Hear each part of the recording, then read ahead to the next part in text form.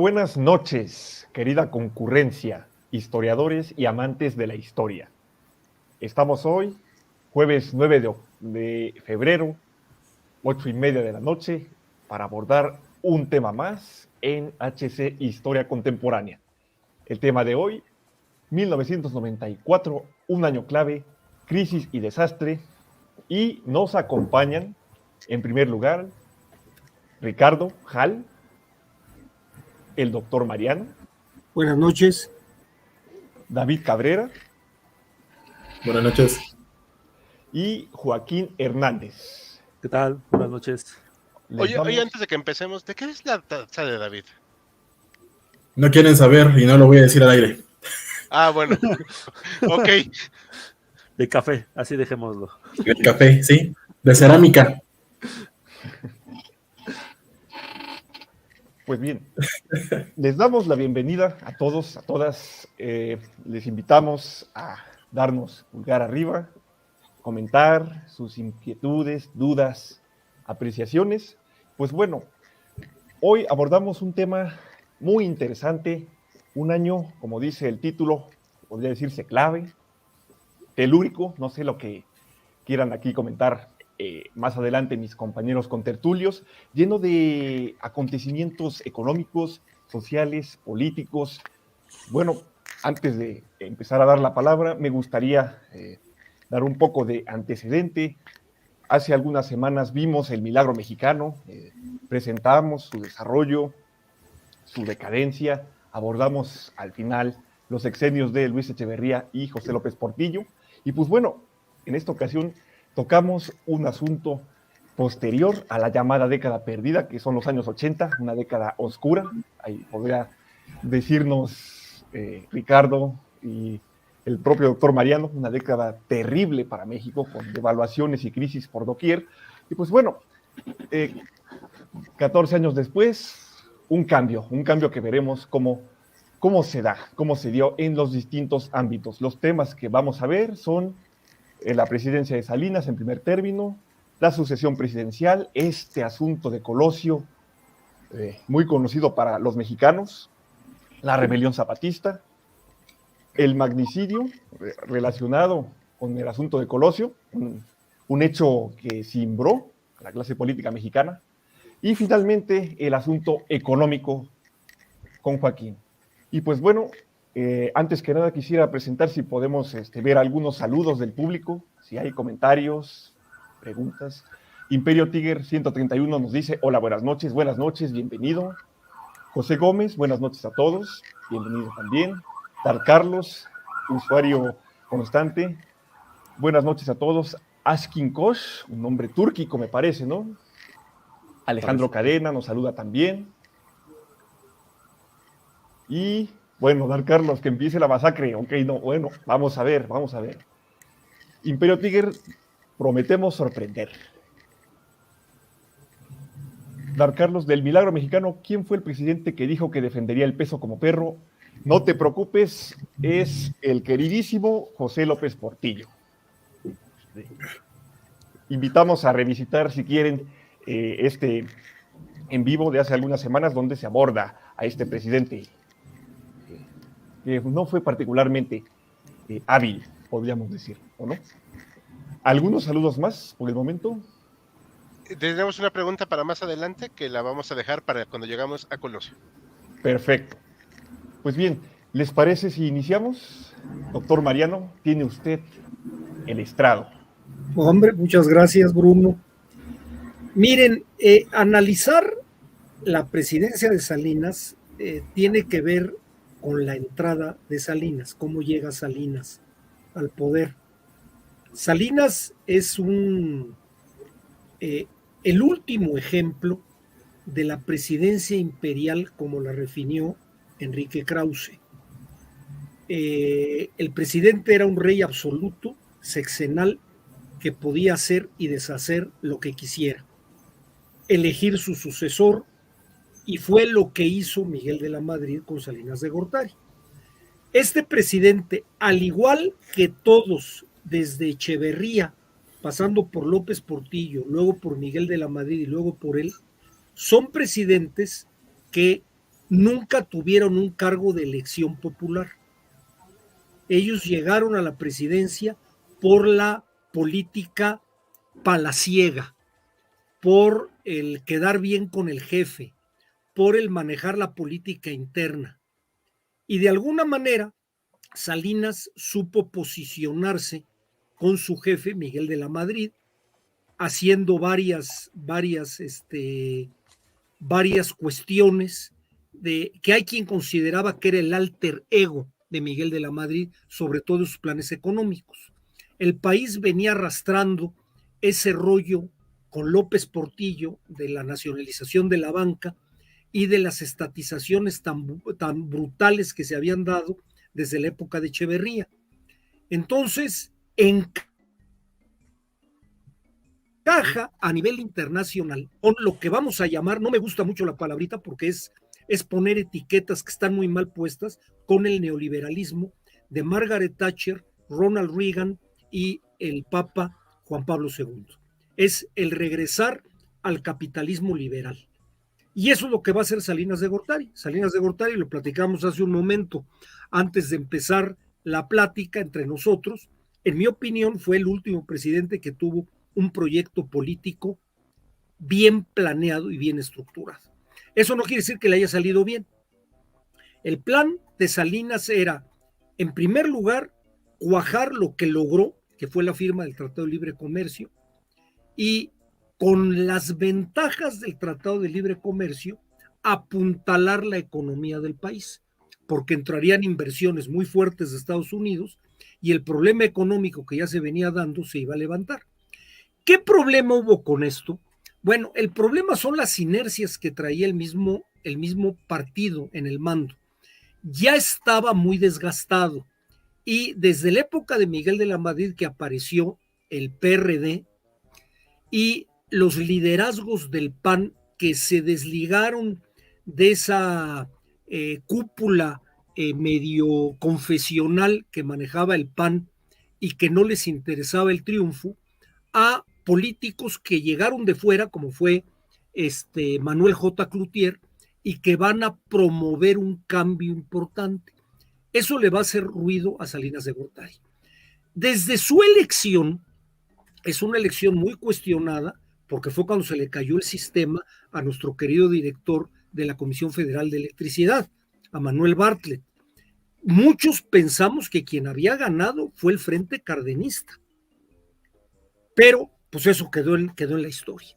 La realidad es que el primer trienio del gobierno de Salinas no tiene la mayoría absoluta en el Congreso, algo único que no pasaba en la historia, bueno, yo creo que desde las épocas de Lázaro Cárdenas.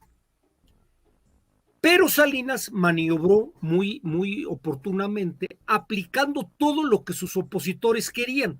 Los opositores querían un libre mercado, una desestatización, abrir las puertas al capital privado, y eso fue todo lo que hizo. Y eso le ganó mucho éxito. Tuvo la gran ventaja de bajar el IVA. El IVA durante su gobierno se redujo, hubo una mejor captación de impuestos.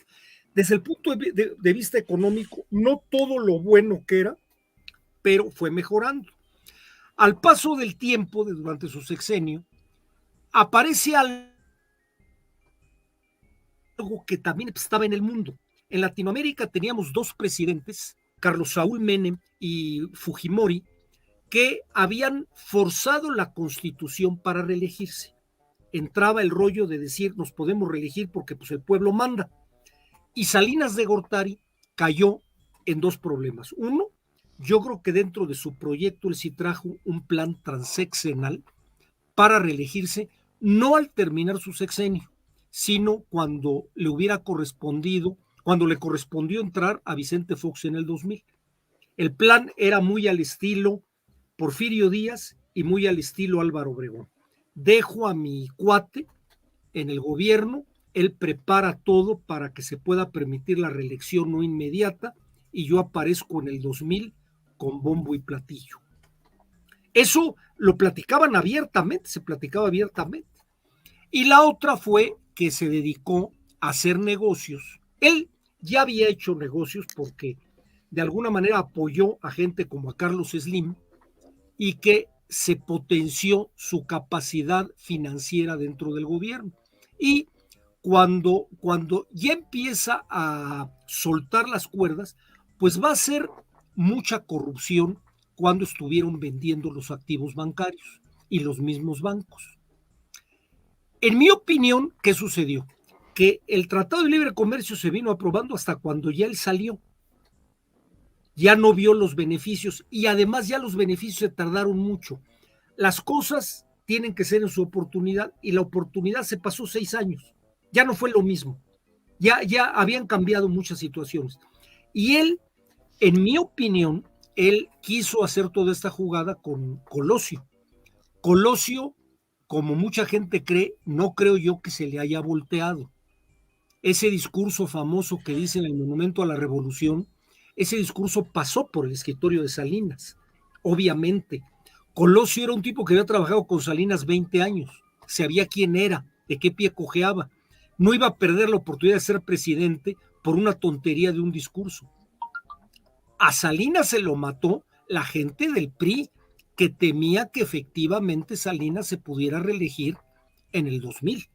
Y entonces rompía toda la estructura del poder que existía desde las épocas de precisamente del asesinato de Obregón. Ese fue el problema porque fue el más dañado. No olvidemos, ya lo platicaremos más adelante, que su hermano estuvo en la cárcel, que se asesinó a su cuñado. O sea, él incluso estuvo haciendo ahí una faramalla de huelga de hambre en una de las colonias populares en Chalco, porque temía que lo fueran a encarcelar. Entonces, si bien fue el último presidente de la presidencia imperial con todos los poderes, fue un presidente donde ya traía la cola del gobierno, de los malos gobiernos anteriores, una oposición que estaba creciendo fuertemente y que ya no la pudieron parar. Y lo de la jugada de Colosio, pues no amarró, no lo cuidaron como lo debieron de haber cuidado, y de ahí vino su salida en unas condiciones muy vergonzosas y el nombrar a un muy gris personaje que es Ernesto Zedillo. Pues yo ahí pararía mi exposición muy breve, por si hay alguna plática, algún comentario de ustedes mismos. Claro que sí, doctor. Pues muchas gracias por exponernos este panorama. Ha tocado usted muchos puntos. Sobre todo, por ejemplo, destacaría el asunto del crecimiento de la oposición, totalmente notable en esa época. Podríamos hablar de los empresarios ya entrando directamente en la política, y no necesariamente con el partido gobernante, con el PAN. De ahí que algunos autores hablen de un neopanismo, porque usted más o menos lo implicaba con este arrastre con los gobiernos anteriores. Específicamente, algunos usan la nacionalización de la banca de López Portillo, que es considerada una traición, porque además se hace sin consultar y sin avisar previamente, ni siquiera al propio sucesor, que era Miguel de la Madrid en ese momento. Dicen, bueno, el pacto no escrito de que se nos iba a respetar y se nos iba a consultar las decisiones ha sido violado, vamos a inclinarnos a otro partido con el que podamos tener voz. De ahí, pues, este interés de Salinas de Gortari también de negociar con ellos. No sé qué usted opine, por ejemplo, de este tema de las llamadas concertaciones. Pues ahí empezó, claro. Ahí empieza el asunto de decir, primero, él tenía que vender la imagen de que México se estaba modernizando. Claro. Para mantener ese asunto de igualdad con Estados Unidos y con Canadá, tenía que verse como un país democrático, no se podía ver como esa dictadura perfecta. Entonces, no nada más por decisión de él, yo creo que la presión de la oposición a través de grupos empresariales, grupos sociales, fue tan fuerte que tuvo que doblar las manos. Y entonces tuvo que llegar a esas famosas concertaciones, que legalmente son una vacilada, ¿eh? Claro. O sea, fueron concesiones, bien lo dice el nombre, fueron concesiones que él da cuando no tenían elementos para defenderse, porque eran puros fraudes en las elecciones. Sí, o sea, los dados cargados, como se dice coloquialmente. Sí, pero... Exactamente. Yo creo que lo correcto que que él tenía que haber dicho es decir, oye, las elecciones se anulan. Claro. En lugar de decir, quito a este y pongo al otro. Eso habla de la presidencia imperial. Él siguió siendo un emperador presidencial con todo el poder. Él quitó y puso gobernadores a su antojo. Antes Y le abrió la puerta, y como tú bien dices, Bruno, pues tuvo que pactar porque él vio que las elecciones le habían dañado. Antes de darle la palabra a Joaquín, que va a decir algo más inteligente que yo, de seguro, Salinas es el único presidente en la historia más reciente del país que ha aumentado su presencia en el Congreso. Así de potente fue su sexenio. Ya, ahora sí me callo para que hable Joaquín. Nada más déjame completar lo que decías. Él, sus primeros 3 años, no tiene la mayoría del Congreso, la mayoría absoluta. Sí tenía la mayoría, pero no la mayoría absoluta. Gracias a sus medidas, su triunfo en las elecciones intermedias fue arrollador. En las elecciones intermedias se hizo de todo. O sea, le rompió el esquema a toda la oposición. Uh-huh. Eso es importante. Sí. Y el presidente del PRI en ese momento era un señor llamado Luis Donaldo Colosio. Que precisamente en 1991 fue el que instrumentó esa victoria que tuvo el Congreso, el PRI en ese momento. Y precisamente hablando del avance de la oposición, hay que recordar, o sea, nosotros como mexicanos recordamos mucho el fraude del 88, la famosa caída del sistema, pero también 2 años antes también fue muy famoso en las elecciones en Chihuahua, el llamado fraude patriótico, en el cual el PAN presumiblemente había ganado la gobernatura del estado y se le, o sea, no se le Fernando Baeza. Exactamente. Y, pues, era y se le escamotearon a Álvarez. Uh-huh. Sí. Sí, y precisamente fue el nombre que se le dio, el fraude patriótico, porque se consideraba que era alguien de la oposición que podía casi confraternizar con el enemigo, ¿no? ¿A quién se refieren con el enemigo? ¿Quién sabe, no? Y precisamente después de la elección de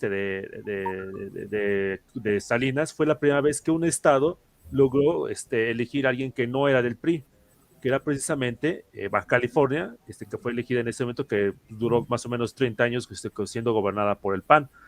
También creo que es muy importante mencionar que algo que fue muy importante para que pues Salinas pues ganara espacio en los primeros años de su gobierno fue la creación de la Sedesol, la Secretaría de Desarrollo Social, y del famoso programa de solidaridad, que pues tenía la intención de pues dar dinero, ¿no? Bueno, aquí justamente aquí esta imagen de solidaridad, de dar recursos económicos para desarrollar la gente, ¿no? Como una especie de subsanar todo lo que había ido fracasando, todo el aparato que se había desplomado en las décadas antes.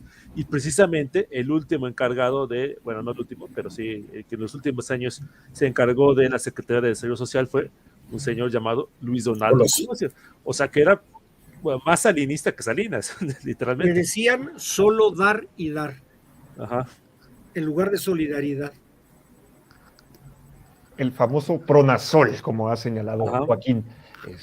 Antes de pasar a unos comentarios y preguntas, quería también añadir un par de cosas. Sí, efectivamente, el Pronasol, que algunos lo aseguran que fue también uno de los pilares que aseguró a que Salinas pudiera recuperar y ganar legitimidad, y además ganarle el Congreso en las intermedias, que implicaba, como ha dicho Joaquín, apoyos monetarios, seguros médicos, pavimentación de calles, y otras obras que fungieron como paliativo para muchos de los sectores que se vieron muy golpeados por las crisis de los años 80. La más reciente era del 87, que fue durísima. Que de hecho, ahí se habla de que Salinas tuvo que ver con medidas en ámbito macroeconómico, ahí nos comentará más adelante Joaquín, para disminuir la inflación, que superaba en ese momento el 100%, y en los últimos momentos de los años 80, y que eso en parte también sirvió como elemento decisivo para que Miguel de la Madrid se incline por él como su sucesor. Un segundo aspecto refiere al tema de... disculpen, estoy un poco ronco. Lo he olvidado, lo retomo después. Pasamos a unas preguntas y comentarios del público. Héctor Chavarría, saludos a todos. Alejandro Cadena, lo de Colosio siempre me ha parecido algo raro. ¿De verdad quería un cambio? ¿Qué dicen, queridos? Yo no creo. No. O cambio, no. Depende de cómo entendamos cambio. Si quería cambiar el modelo salinista, no. Pero el salinismo era en cierta forma un cambio, espero que se venía realizando antes, o sea, era pues, continuar el cambio salinista. Él era un hombre del sistema y pro Salinas. Sí, por eso se ha mitificado mucho, se ha mitificado mucho la figura en algunos sectores respecto a Colosio en este sentido. Y sí concuerdo con ustedes, sobre todo por su fatídico destino, diría yo. Sí, claro, claro. Sí, pues tenía tantas ideas que se le salieron por la cabeza, pero bueno.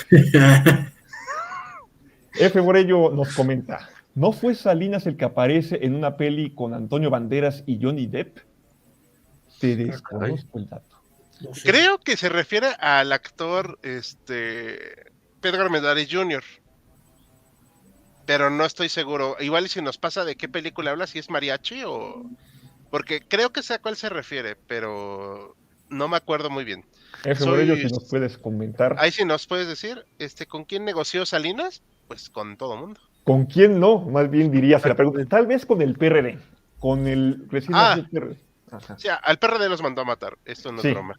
Y hablando de los fraudes, también mencionaría a Michoacán, que se sospecha también que pudo haber ganado el candidato del PRD en ese momento y que hubo fraude. También, nada más que a diferencia de Baja California, no se reconoció.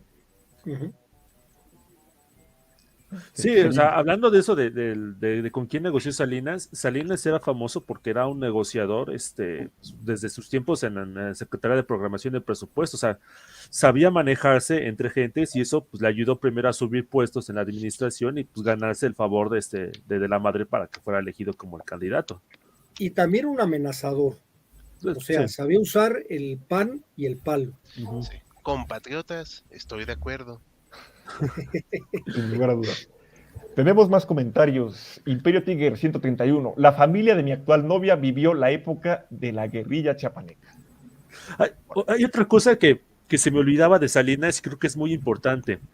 Cuando entró a la presidencia tenía 39 años. O sea que para los estándares de la cúpula priista pues, era un chamaco. Era un chavo.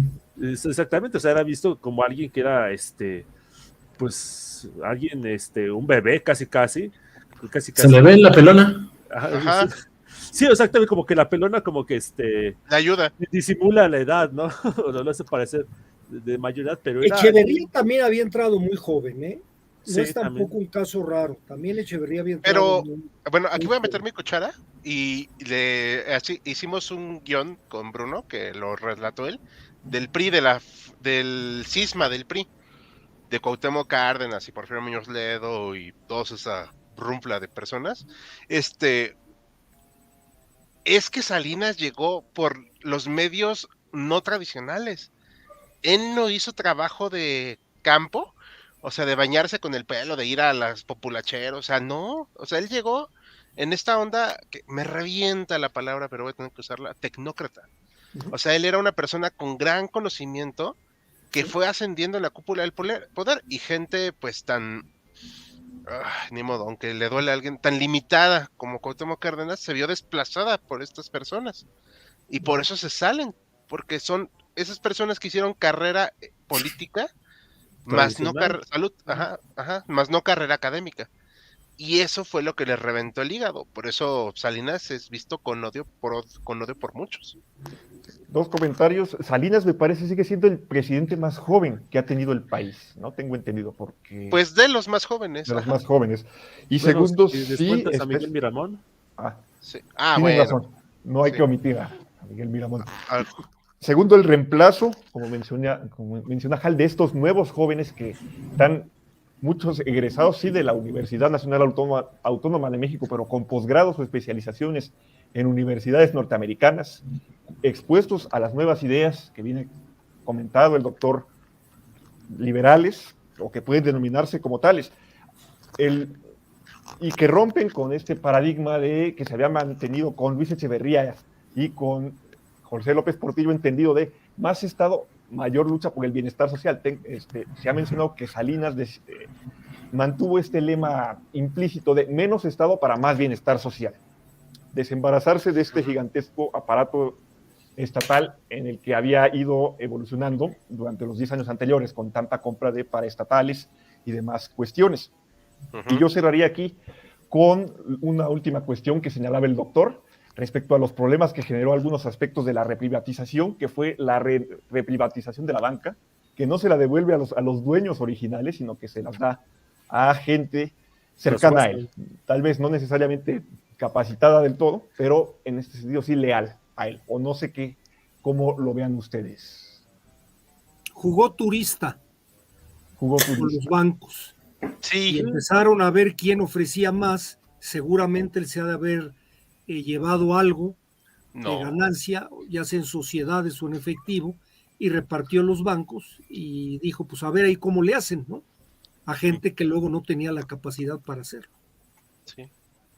Y también fueron muy, tenían mucho ese énfasis en de que quedaran manos mexicanas. O sea, no querían que los extranjeros en ese primer momento quedaran con la banca. Además era prohibido. Además todavía no estaba en la ley. Pero ¿no hubo una pequeña modificación para permitir cierta influencia o presencia extranjera en el ámbito financiero? Sí, pero no mayoritarios. Ah, claro, por supuesto. Como ahorita, ¿no? Como ahorita que se quedaron con todo. Ya con Cedillo, ya de ahí para el Real, ¿no? Ahí sí es para el Real, ¿no? Sí. Claro. Vamos a ver qué pasa con Banamex, ¿no? José Gómez. Ándale, ya veremos. José Gómez. Le tocó a Fox. La venta de Banamex le tocó a Fox. La venta de Banamex a Citigroup. Y de ahí pues siguieron todas. Vaya. José Gómez, que responde a Alejandro Cadena. Lo curioso de eso es que Colosio no era un político tan popular. Su popularidad estalló meses antes de su asesinato y siguió aumentando después de este. Sí. Sí, es lo que se ha comentado también. Sí, también explotó mucho el 23 de marzo. Héctor Chavarría, Colosio era el títere de Salinas. Sí. Sí, también se ha mencionado. Coincido. Vámonos de este cuarto antes de que mis abuelos escuchen que hablan de Salinas y empiecen a lanzar palabras altisonantes. Vamos. Fierro. Bien. A ver, aquí hay otra. Qué raro, los empresarios metiendo mano. Pues sí, mijo. Y latinoamericanos, más raro. Alejandro Cadena, ¿la presidencia imperial fue por el propio poder de la presidencia o por el poder de los individuos? ¿Qué nos Ambas dicen? Dos.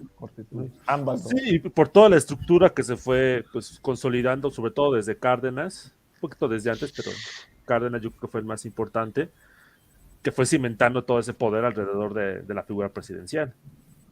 Y un poder heredable. Eso se potencia, yo creo que fue la evolución del régimen.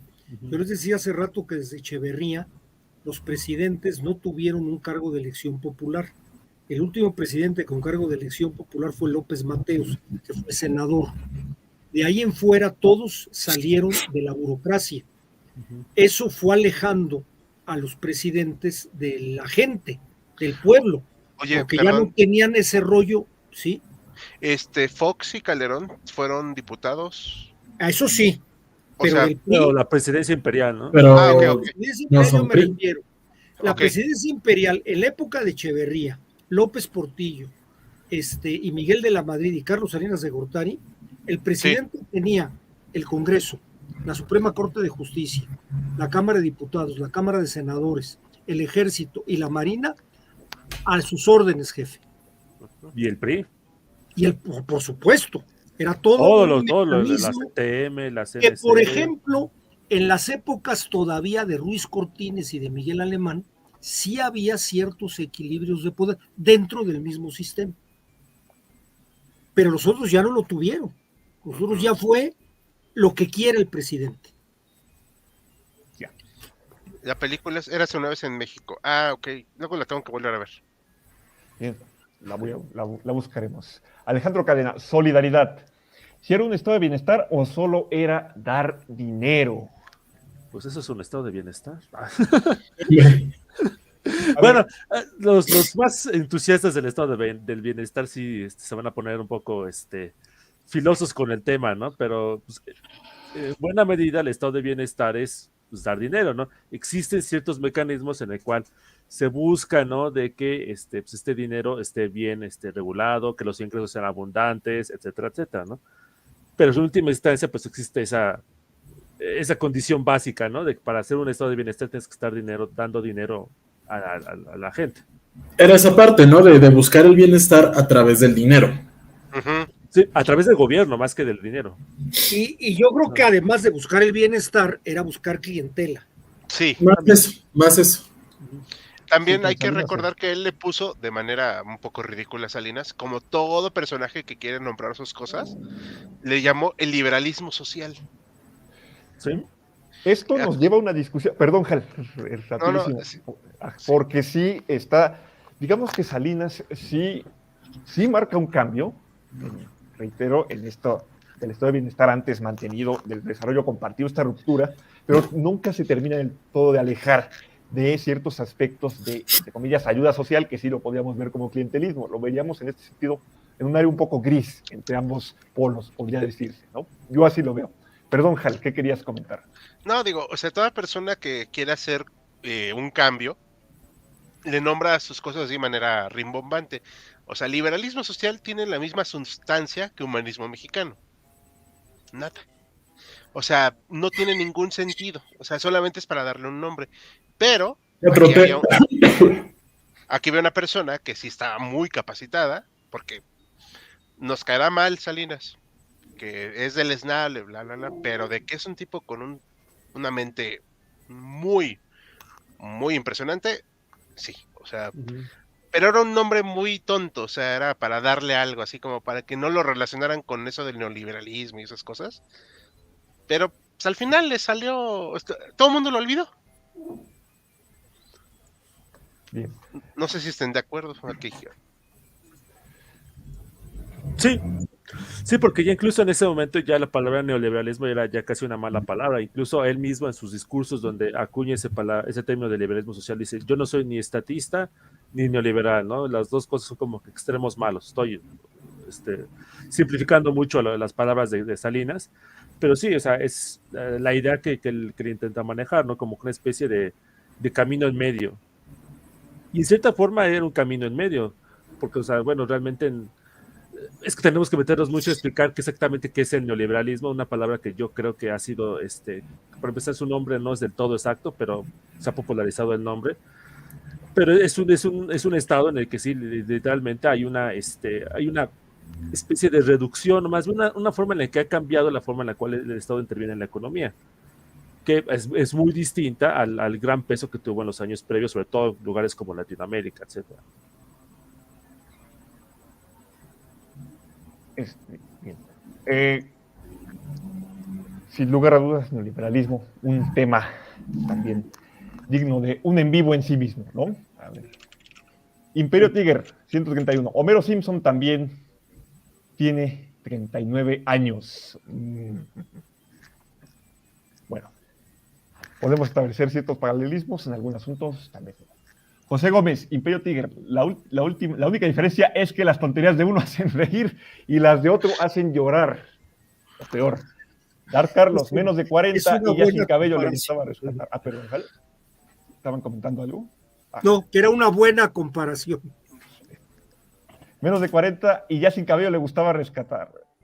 Quería pasar a la historia como el de la cabeza brillante. ¿Llegó a hacer chistes de eso?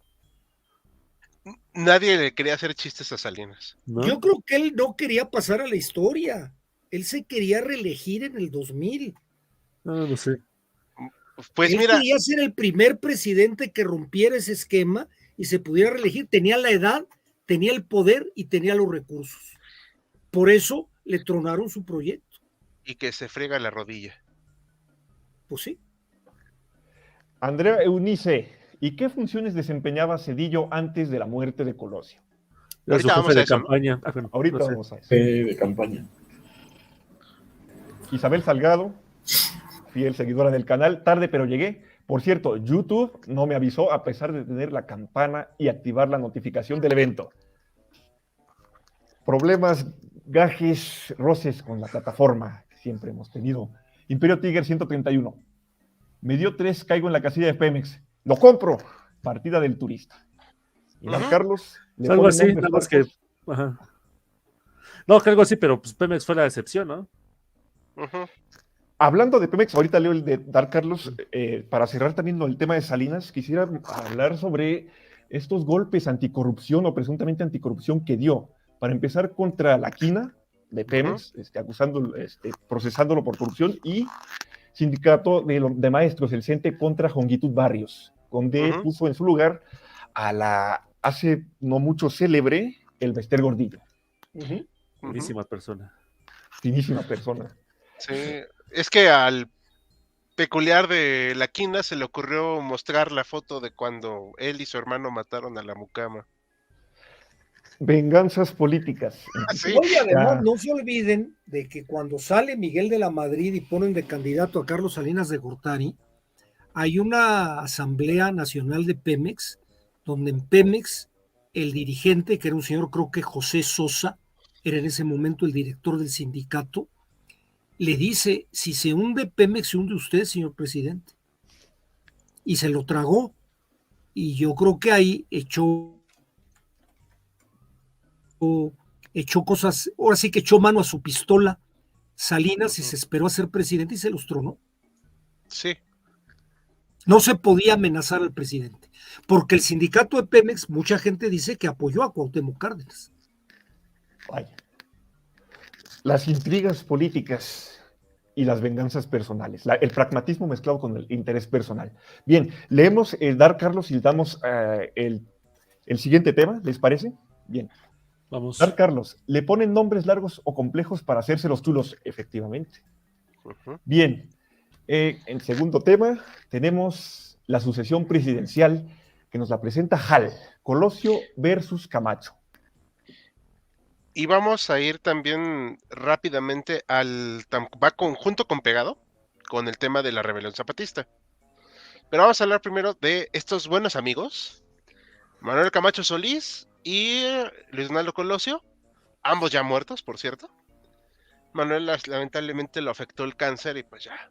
Y de hecho, así hablando muy sinceramente, su carrera política murió el día que mataron a Colosio. O sea, de ahí en fuera nunca pudo hacer nada más. Él, Manuel Camacho y pues Luis Donaldo eran la gente más cercana a Salinas en ese momento, como dijo ya Joaquín. Uno era presidente del PRI, Luis Donaldo, y Manuel Camacho estuvo, si mal no recuerdo, aparte que también estuvo como secretario general del PRI en su momento, fue el jefe del departamento del Distrito Federal. Antes acá en la Ciudad de México, el presidente ponía al gobernante de la ciudad, ¿ok? Sigo creyendo que debería ser así, pero bueno, eso ya son mis manías. Entonces, bueno, de todos modos ya sucede así, con la que está ahorita, así que pues. Entonces estos eran como que la uña y carne en cierto modo de Salinas, y siempre se ha jugado en México el papel del tapado. A los dos les dio a oler la chuleta de la presidencia, ¿ok? Durante todo el sexenio. Sí, tú vas a ser, no hombre, ¿cómo vas a ser tú? O sea, no, o sea, ¿cómo no vas a ser tú? O sea, tú confía en mí. O sea, así, los dos, obviamente no tengo las conversaciones, pero vamos, o sea, tampoco hay que ser un genio para entender, pues, cómo iba más o menos la cosa. El hecho fue que en 1993, pues ahora sí que tronó todo, porque, bueno, obviamente Salinas no dijo públicamente que él eligió a Colosio, pero pues todos sabíamos que lo eligió, ¿no? O sea, dijeron, no, pues el candidato para el Partido Revolución Institucional a la candidatura a la presidencia va a ser Luis Donaldo Colosio. Lo destapó Fidel Velázquez. Sí, pues todavía pataleaba. Bueno, aquí vemos esta foto, me gusta. Fidel Velázquez era el que siempre los destapaba. Sí, esa era la costumbre. Siempre eran las bases obreras, bueno, en la simulación, que aclamaban al candidato. Era todo un show muy bien preparado. Sí, sin duda. Miren cómo estaban siempre ahí. Por cierto, estos personajes, digo para que no se nos olvide, estuvieron como parte tanto de Manuel Camacho como de Luis Donaldo Colosio, Alfonso Durazo y Marcelo Ebrard. Digo, solo los traigo a colación porque pues hay que conocer de historia, ¿no? Sí, ¿qué habrá sido de esos muchachos? Alfonso Durazo era su secretario particular. Ajá. sí, uno ahorita pues ahí quemando su estado, y el otro al cual Broso le dice, el culto, pues bueno. Haciendo recados. Sí, achicharró unos policías en Tláhuac. Así que, bueno. Y aquí está este personaje luego que va a ser, Ernesto Zedillo va a ser el jefe de campaña de Colosio, y antes estuvo en una secretaría, no sé si... De educación. De educación, ¿verdad? Sí. Ok, o sea, como están viendo, nada se salió de la familia salinista. Pero en cuanto se elige a Luis Donaldo como candidato, Camacho hace el berrinche de su vida, pero de verdad berrinche. O sea, renuncia a la jefatura y pues Salinas trata de apapacharlo y dice, oye, pues no te salgas. Lo nombra secretario de Relaciones Exteriores. Cargo en el que va a durar como 2 minutos. ¿Por qué? Porque resulta que el 1 de enero de 1994, ya hicimos un video de esto, no los voy a aturdir tanto, estalla la rebelión zapatista en Chiapas. Ojo, ya sabía el gobierno federal que existía este problema. Y de hecho, por eso se les dio bastante dinero a Chiapas para tratar de calmar la cosa. No funcionó, evidentemente. Y estalla, ahora sí, esta situación, chocan alzados militares. O sea, esto ya es el lunes 3 de enero. El domingo 12 hablan de la sublevación en San Cristóbal y otras 3 ciudades. O sea, tomen en cuenta que este alzamiento sucede en la primera hora del 1 de enero, porque coincide con la firma la entrada en vigor del Tratado de Libre Comercio. Eso es lo que deberíamos recordar, eso es lo que quería Salinas dejar como su legado. Y pues le truena esto, pues fue un desastre. No voy a replicar todo todo ahorita, vamos a hablar un poquito más detenidamente de esto, pero aquí tenemos un problema entonces con la candidatura de el buen Colosio.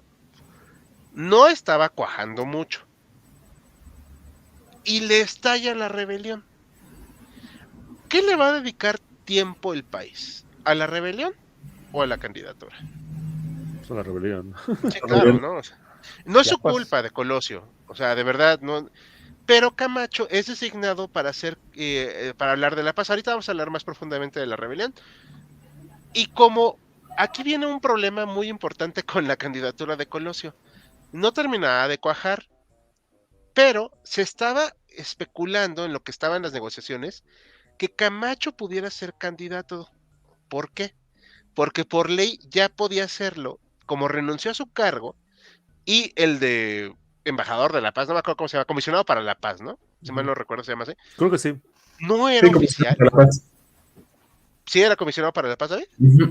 Ah, gracias por corregirme. Él no estaba ocupando un cargo. Entonces estaba habilitado para ser candidato. Eso provocó que Colosio, que por cierto era una persona depresiva, trajera encima la sombra de Camacho, lo cual obviamente le estaba provocando problemas en su campaña.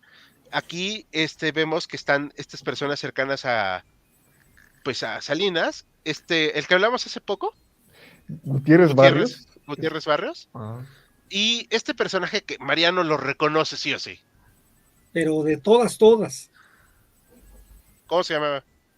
Fernando Gutiérrez Barrios. No, el de aquí, el de... Al que está en medio, ajá.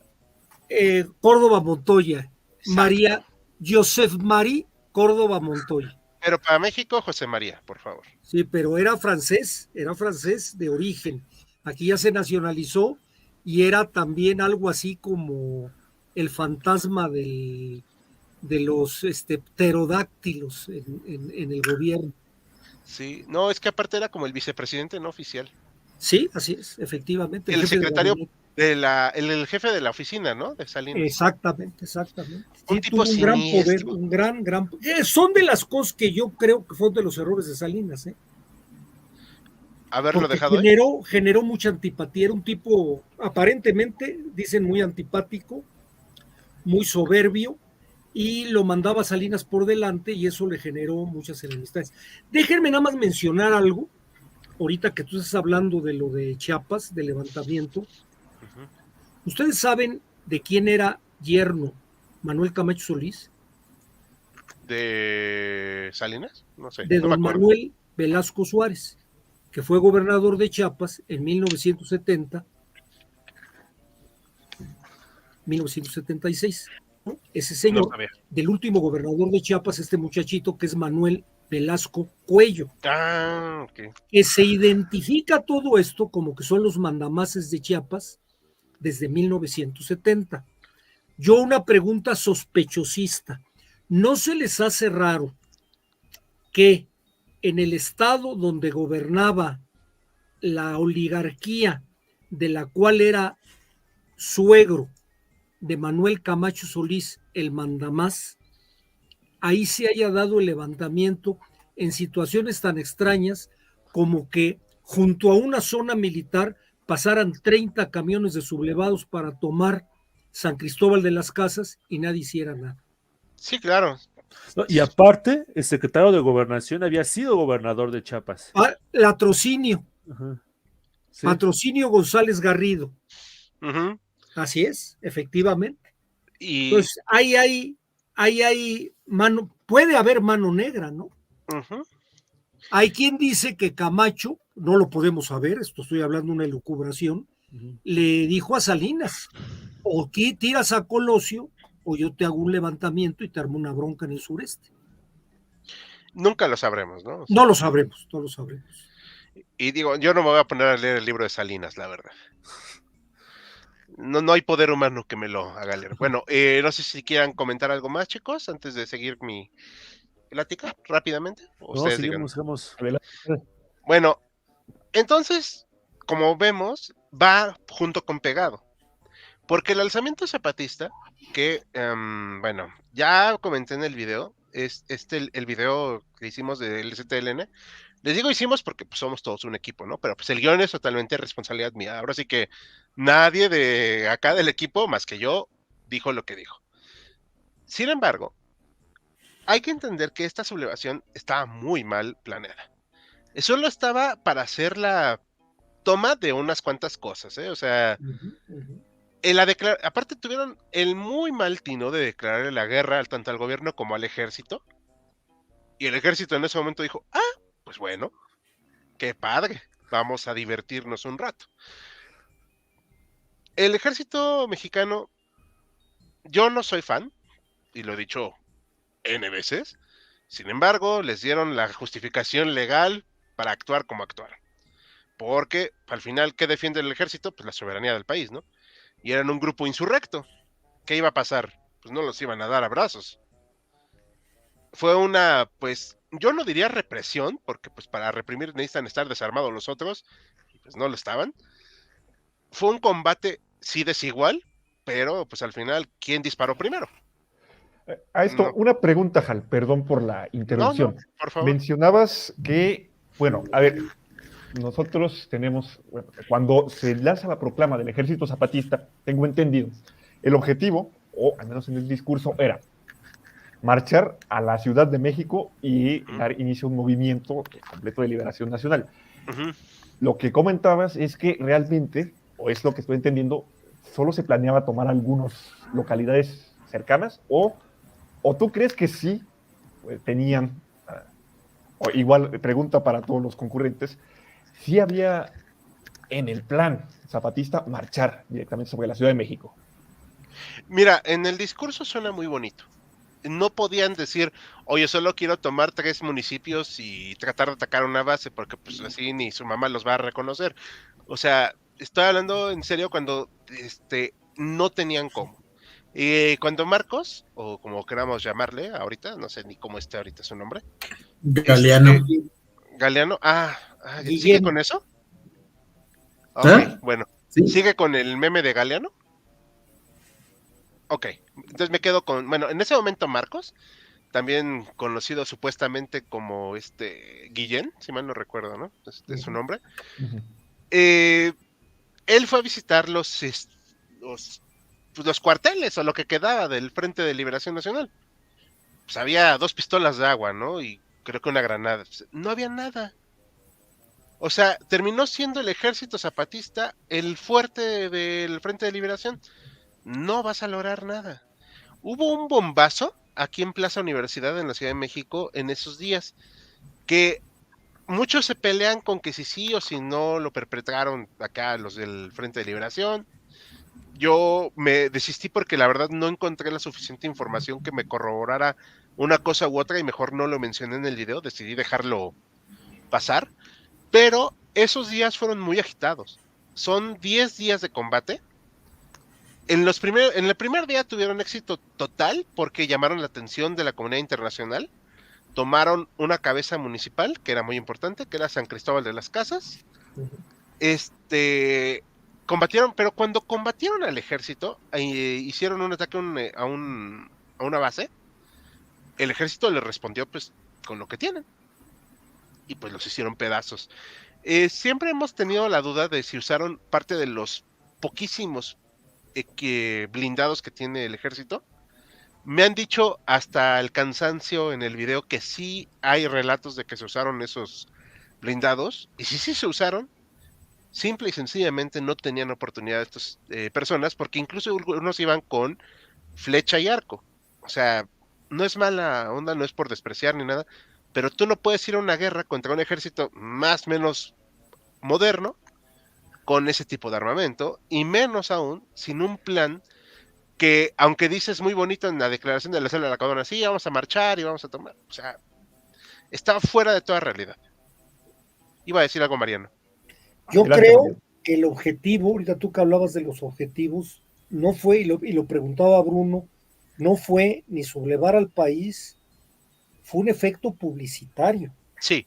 Ese era el objetivo. El objetivo que lo manejó, creo que con mucha habilidad este cuate Marcos, fue tener a la comunidad internacional por medio del internet informada y correlacionada, y les voy a decir, a la postre, se convirtieron en los dueños de una parte importante del territorio nacional. Actualmente, todo el territorio del EZLN es una autonomía dentro del Estado mexicano, no reconocida, pero cualquiera de nosotros para entrar ahí, tienes que entrar con un salvoconducto. Y se manejan según las leyes de ellos, los acuerdos de ellos, y eso fue lo que se logró. Sí. No traían el objetivo de derrocar al gobierno, ni convertir una revolución socialista ni comunista. Su objetivo era dar un golpe publicitario y posicionarse como se posiciona. Sí. Y hacer notar la presencia y situación de los indígenas en Chiapas. ¿Cómo ven ustedes esto? Porque también, digo, yo, tal como lo vi, creo que también implicó Hal, el levantamiento también es un golpazo a la narrativa de Salinas, porque Salinas está manejando, ya tenemos el Tratado de Libre Comercio, ya somos modernos, ya entramos por fin al primer mundo, ya vamos a ser desarrollados completamente, y de pronto en el sur del país le estalla este levantamiento. Bueno, es que no olvidemos que los grupos indígenas pues también llevan la peor parte, y han llevado siempre la peor parte. Entonces es un caldo de cultivo para que se levanten. O sea, no creo que sea algo inventado. La situación, si nosotros vamos a Chiapas, cualquiera de nosotros damos una vuelta, nos vamos a dar. Hoy, la mayoría de los agricultores chiapanecos, ¿cómo viven? Sí. Viven en condiciones terribles, en condiciones del siglo XVIII, por decirlo menos. Entonces, pues era lógico que se diera esto. Y yo creo que vuelvo al efecto publicitario, como tú bien lo dices. El golpe fue decir, oye, eso de que somos un país desarrollado no es cierto. Aquí están estos indígenas que demuestran que estamos muy atrasados y que están compitiendo contra tu imagen de gobierno. Yo añadiría también, perdón, doctor. No, pues sigue. Lo de los caciques. Hay una situación dura con los caciques ya de muy larga data, con represiones sangrientísimas. Pero toda la vida, sí. Eso desde la época, incluso desde antes de la revolución, han sido los que manejan, tienen guardias blancas. Entonces es terrible la situación, eso es cierto. Sí. Caldo de cultivo perfecto. Y rápido, Hal, antes de dejarte continuar, una última interrupción, quería destacar también que el levantamiento, si bien el ejército sale airoso en varios de los enfrentamientos, no es tan fácil para el gobierno federal, no solo por la presión internacional que empieza a tener lugar, que evita que se proceda como en los años 70 se había procedido, por ejemplo, contra Lucio Cabañas y otras guerrillas, sino porque, y esto lo relatan algunos militares que estuvieron implicados, que tuvieron que llamar militares de otras zonas del país porque Sí. varios de Chiapas se desertaron. Sí, Con, eso es y cierto. llevaron su equipamiento al ejército zapatista. Y lo que mencionabas también de los blindados, se habla que también hubo bombardeos. Eso es Hay un definitivo. helicóptero, hay de un helicóptero, Sí. está filmado ese Sí, bombardeo. justamente eso es lo que iba a decir, investigando también la parte de lo de Colosio, sale obviamente lo del STLN, y hay aviones, o sea, no solamente helicópteros, están aviones de combate con las ametralladoras directamente sobre, me imagino que la población o lo que consideran el enemigo, y sí, o sea, de que hubo armamento bastante pesado, sí lo hubo. Y dos anécdotas, ahí, pues habrá que creerlas tal vez. Una vez trabajé en la Merced y un loquito pasó a venderme unos libros de historia. Y yo le dije, no, pues yo también estudio historia, eso fue hace como unos 5 años. Me dejó los libros y me comenzó a contar que él era militar según y que estuvo en el enfrentamiento contra los chapanecos. Y me contó según sus historias sangrientas y que como él tenía la orden no solamente de combatir al ejército zapatista, sino acabar con la población con quien se encontraran. Te digo, habrá que creerle al loquito del centro que me vendió los libros. Y la otra anécdota es que sí, justamente como lo mencionaba el doctor Mariano, para entrar a Chiapas, a esta zona con el ZLN, pues hay que pedir permiso y pagar. A mí me tocó, en 2014 fui justamente para allá, yendo en el camión, pues nos pararon en medio de la selva, se subieron hombres armados con sus cuernos de chivo, y pues tuvimos que sacar, creo que eran 50, 80 pesos por persona, para que nos dejaran continuar hacia nuestro camino. Uh-huh. Sí, sigo creyendo que si quisiera el gobierno federal los podría aplastar, pero a un precio muy alto, Jal, yo creo. Sí, sobre todo Yo internacional. creo que todas las simpatías, esto pasa como la película del Padrino. Todos le apostamos al Padrino y es al que le aplaudimos. Aquí todo el mundo le aplaude al comandante Marcos. Bueno, yo no. Es la víctima. Entonces el que el ejército se mueva, como trató de hacer en un principio Zedillo. Acuérdense que Zedillo es cuando desenmascara al comandante Marcos y sacan un orden de aprehensión contra él, pero luego no hace nada. ¿Por qué? Porque la presión es mucha. Dicen, oye, no puedes masacrar a un grupo de indígenas pobres que están en contra de tu gobierno. Pues, bueno, de que pudo. Ahí fue donde los tronó, este movimiento. Sí. Por la parte publicitaria. O al menos no de forma abierta, tal vez uso de paramilitares de ahí, por ejemplo, matanzas como la de Aguas Blancas y demás. Pero ya después, pero eso ya fue un buen tramo después, que lo han de haber hecho, pero en su momento el gobierno dobló las manos porque no podía verse como un gobierno salvaje contra... Bueno, es más, ¿se acuerdan que hasta sacaron que traían rifles de madera, que no eran rifles? Era nada más para traerlos y estar haciéndole al menso. Eso salió en todos lados y decían el gobierno no puede masacrar gente así. O sea, no es válido. Sí, perdón por no haberle dado antes la palabra a David, que se me estaba pasando, pero también es cierto aquí que, digo, de que pudieron, o sea... sí, definitivamente. Que podrían haberlos aniquilado y que pueden, de hecho, también. Dicho eso, la marcha que hubo en el 94, o sea, a los días como fue el 7 u 8 de enero del 94, hubo una marcha aquí en la Ciudad de México de gente que salió a las calles a decir que ya no se les matara, etcétera. Como dijo el doctor Mariano. Yo tenía 6, 7 años en ese tiempo, o sea, para mí, pues, X, ¿no? O sea, pues era un niño. Entonces, pues decía, ay, pues qué padre esto. Pero, viéndolo en cuestiones de política, o sea, era un desastre esto. Tu candidato no levanta. El otro precandidato, pues te está haciendo este show acá con los zapatistas, ¿no? Como estamos viendo en la imagen. Están los zapatistas, o sea, fregándote. Se está calentando la moneda, que eso vamos a hablar al final. El Tratado de Libre Comercio entró y en lugar de ser la noticia, fue esto. Y resulta que hasta apoyo internacional tiene este desarrapado de Marcos. O sea, A mí me cae muy mal Marcos, pero o sea, no podías, ¿cómo ibas a poder seguir gobernando así en el año de 1994? Estabas apenas en los primeros 10 días, 20 días, y ya se armaron los trancazos. O sea, tu año empezó tan mal que ya deseas que se acabe. Y pues ahorita vamos a hablar va a hablar David de este tema, ahorita que nos dé la palabra Bruno, pero nada más para terminar esta parte. No es posible que no se haya podido llegar a un cese al fuego rápido. Hasta parece que le jugó al tonto el gobierno. Y tampoco es posible que hayan dejado que, o sea, viéndolo desde una perspectiva actual, que hayan dejado que la estabilidad del país cayera tan mal por las necedades tanto del presidente Salinas en ese entonces y como la terquedad de Camacho Solís, porque digo, perdón Camacho, aunque ya esté muerto, pero si alguien fue terco en ese año para seguir siendo candidato, fue él. Camacho. Sí, o sea, porque pues el pobre de Colosio, aunque obviamente no es ninguna perita en dulce, o no era, digo, pero él, pues, él era el candidato, o sea, en fin, esos son mis puntos ya. Perfecto. ¿Algún comentario de los contertulios antes de darle la palabra a David? No, adelante, continuamos. Adelante, David. ¿Sí seguimos o vamos con los comentarios de la audiencia? Seguimos y cuando finalices damos comentarios en la audiencia. ¿Qué les parece?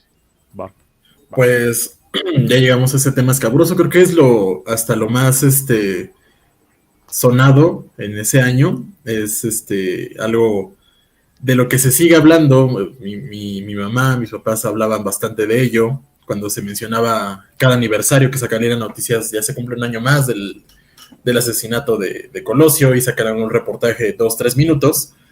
Y pues, mis padres eran, no, sí, fue bastante relevante, fue bastante estremecedor en aquel momento, y cambió al país. Uno pregunta, ¿cómo? Bueno, pues primero, ¿quién era Colosio? Colosio, como ya hemos explicado, era designado por el dedazo de Salinas para sucederlo en la presidencia nacional. Yo también soy de la opinión de que él no hubiera cambiado relevantemente y en favor del pueblo, como muchos lo pensaban, al país, sino que era un obediente seguidor de Salinas. Opiniones aparte.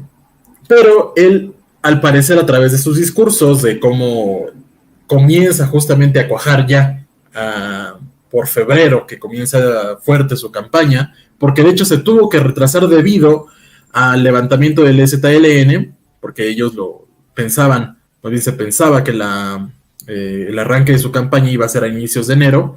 La tienen que retrasar unas semanas, y él justamente tiene que sortear esta parte de que Camacho se está haciendo famoso por su papel de pacificador con el EZLN. Salen a noticias, le dedican columnas en las primeras páginas de los periódicos, y su campaña pues va apenas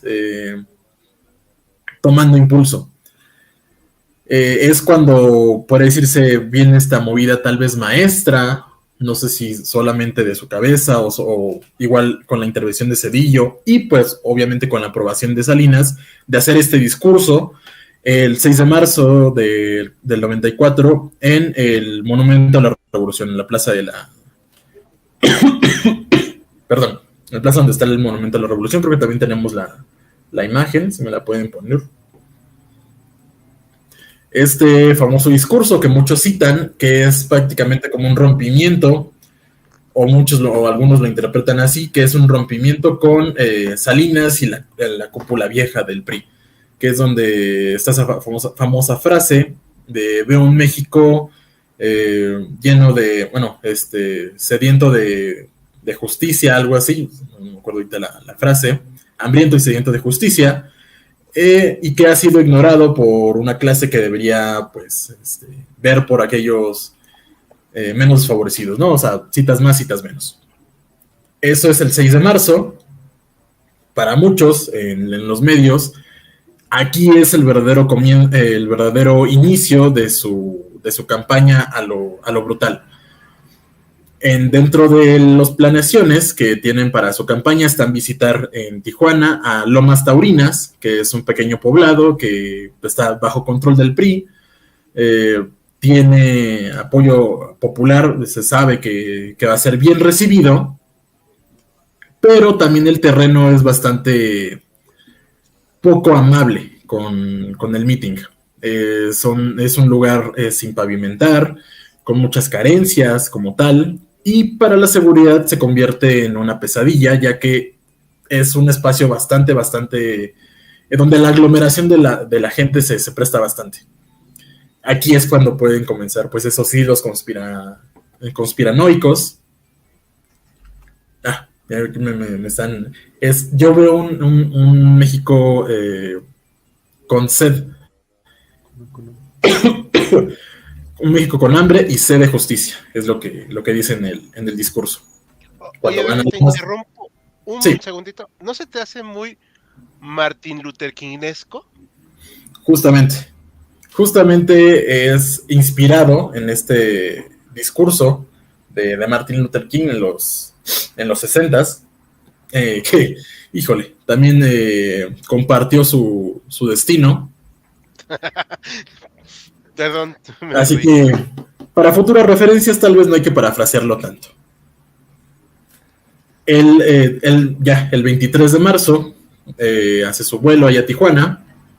Desde las 6 de la mañana llega, hace su discurso a eso de las... más bien, llega a las 5 de la mañana, por ponerlo. Él a las 6:30, 7 de 6 de la tarde comienza su discurso, un discurso corto de 1 hora. Y como les comentaba, para aquí parece que comienzan las teorías de la conspiración. El por qué llevarlo a este lugar donde la seguridad iba a ser tan precaria. Está lo de un famoso grupo Halcón, que era el encargado de llevar la seguridad, de mantener un cerco con la gente, llevarlo en esta marea de personas. Y pues parece que todo se encamina a una tormenta perfecta para que surja la figura de Mario Aburto. Mario Aburto, por ponerlo en paralelismo, se supone que es un joven, en ese momento joven, tendría creo que 22, 23 años, 21 años, tenía 21 años en ese momento, y lo clasifican como un lobo solitario. Un lobo solitario para la criminología es una persona que muchas lo consideran un terrorista, que motivado solamente por sus deseos internos, por su... ¿cómo decirlo? Por él mismo. No hay nadie que intervenga en su pensamiento. Va y comete un acto en contra de, ya sea del gobierno, de alguna persona, en pos de un fin político, en este caso. Paralelamente, en lo que él hace su discurso, Mario Aburto está entre el público, se va acercando una vez que termina el discurso y lo retiran a su camioneta, se acerca y pone un revólver en la sien de Colosio y dispara. Porque justamente tenemos el fragmento, ahí donde está, prácticamente esa es la cabecita de Colosio, esos chinitos, donde están justo en medio de la imagen, y ahí es el revólver. Da el primer disparo, y un segundo disparo le da en el costado a Colosio cuando va cayendo. Muchos creen que no fue el disparo no vino de Aburto, sino de alguien más. Porque justamente también le da en el costado izquierdo, el lado contrario donde estaba Aburto. Perdón, David, estamos hablando de cierto paralelismo con el magnicidio que de Kennedy. Obviamente, obviamente diferencias con Kennedy es a distancia, pero igual se maneja la teoría de Lee Harvey Oswald como lobo solitario, y también esta teoría del tirador externo. Aquí, y la bala mágica, en este sentido, si Mario Aburto también disparó de ese lado, la bala mágica le dio en el costado izquierdo. Claro. Siempre es muy cómodo esta solución del lobo solitario. Del lobo solitario. Sí, porque lo deja él solo, no hay conexiones que buscar, no hay más. Ajá. Sí, no hay más donde escarbarle y quién pueda salir pues embarrado en esa sangre. También, Mario Burto es aprendido en el mismo instante y bueno, quién sabe si él fue, ¿no? Lo aprenden, lo intentan linchar en ese momento. Hay historias donde pues los de seguridad también se lo quieren llevar por algún lado, quién sabe con qué fines, pero pues finalmente lo aprenden y lo llevan a la procuraduría, a la procuraduría, que declare, a que tenga su... Tengo entendido, David, perdón que te interrumpa, tengo entendido que antes lo interroga Manlio Fabio Beltrones. Manlio Fabio Beltrones, no estoy seguro si era el gobernador de Sonora en este entonces. No estoy seguro. No estaría seguro sobre ese dato. Pero sí, justamente las personas que lo ven, que salen la noticia, están las cámaras por repletas, hay cámaras por todos lados y ven el rostro de Mario Burto, que está a la izquierda en el momento en que lo apresan. Y después lo presentan, creo que el día siguiente o 2 días después, totalmente pues afeitado, sin el bigotito, así, justamente. Y muchos dicen, oigan, este Mario Burto no es el Mario Burto que le disparó, que estaba en Lomas Taurinas. ¿Qué está pasando? Nos están cambiando, que hay 2 disparos, que este no es el que lo mató, sino que fue otro. Y aquí pues, ya con el calor de la noticia de este que llaman magnicidio, que yo no lo llamaría así, porque pues no era electo todavía, no tenía un cargo de la presidencia, aunque de facto fuera a ganar. Pero a Burto se le acusa pues de tener una ideología conspiranoica, de estar en contra del gobierno, ser un radical. Hasta tiene unas libretas donde explica todo su plan, según esto. Y pues lo refunden en el bote, ¿no? Hasta ahorita lleva 29 años, ¿no? Ya van a ser 20. Sí, ya. Ahora están revisando su caso. Y ayer reabrieron nuevamente el caso, lo habrían reabierto en junio del 22, lo vuelven a reabrir ayer, creo justamente, o antier, y citan también a unos jueces. Bueno, eso es más reciente. Sí. Y comienzan a buscar, justamente cuando presentan el féretro, unos días después, ya en la Ciudad de México, ahí, el propio seno del PRI, la gente que está reunida ahí, comienza a preguntar en coro, ¿quién fue? ¿Quién fue?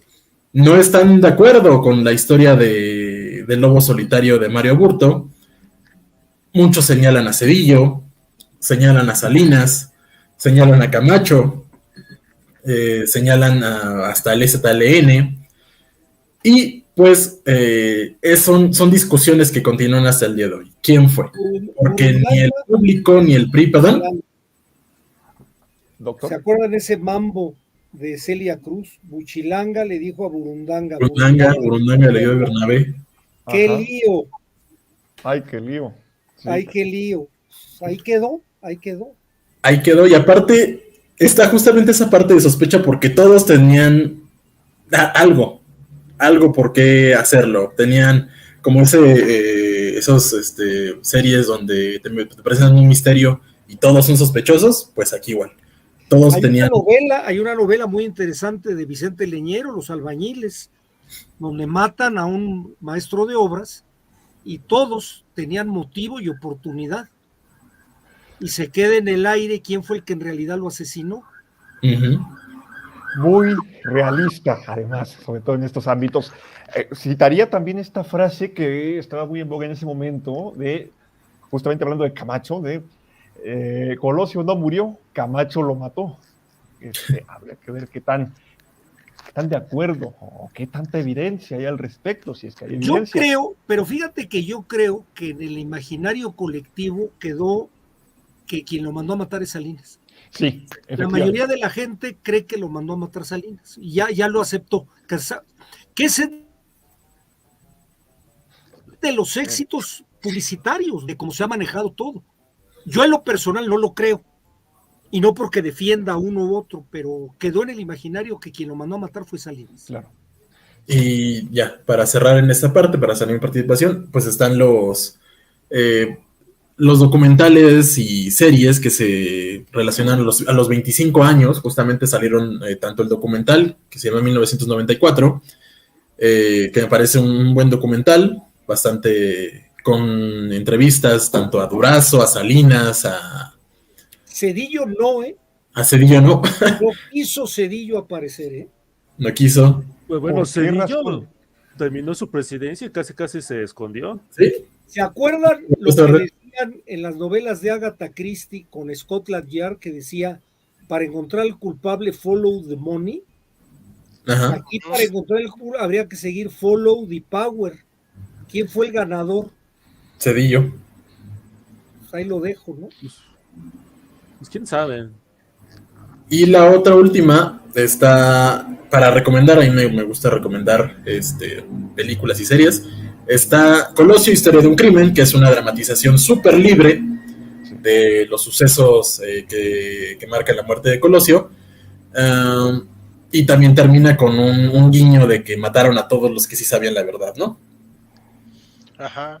Sí, esa película está regular, pero lo que me saca de quicio es que ponen un Dreamcast en 1994. Sí, o sea, está así de, no, puedo aceptar todo menos eso. En fin, perdón por interrumpir. Sí, no, adelante. Yo termino ahí. Perfecto. Y bueno, a ver, antes de dar paso a los comentarios de los contertulios y a comentarios de la propia audiencia, se da otro gran asesinato meses después, en plena Ciudad de México. Luis Massieu, al que le vacían la metralleta ahí, en su camioneta, en su vehículo, me parece. No sé, ¿qué gustan comentar al respecto de este tema tan entramado, tan lleno de misterios, cosas poco claras? Ese ya todo el mundo se le olvidó, pero solo demuestra el quiebre político del PRI de ese momento. Claro. Y es muy, muy raro que haya sido de esa manera a menos de 10 minutos del PRI, porque pues está ahí, sucede al ladito casi. Y lo peor aún es que el mismo gobierno buscó sepultar ese asesinato de la manera más rápida posible. Tú sacaste por ahí que un desaparecido que era diputado. Sí, es Ahí lo tienes, ahí regresa. Ahí está. Este cuate, no me acuerdo cómo se llama. Ese cuate era brazo derecho de Raúl Salinas de Gortari. Y era, creo que, diputado por Tamaulipas. Y no se volvió a saber nada de él.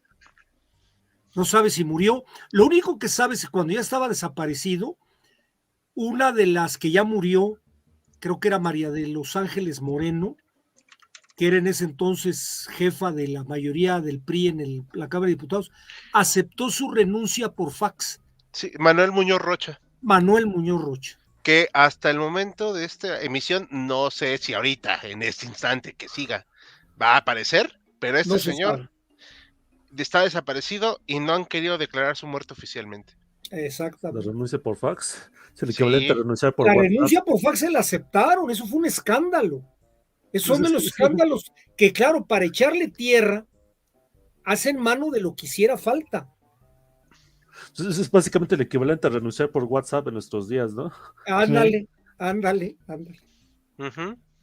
Vaya. Un montón de aristas por donde abordar. Lo que decía Hal es, todo esto habla del desquebrajamiento. Eso fue lo que permitió 6 años después que entrara el PAN con Fox. Ya no tenía sostén este modelo político.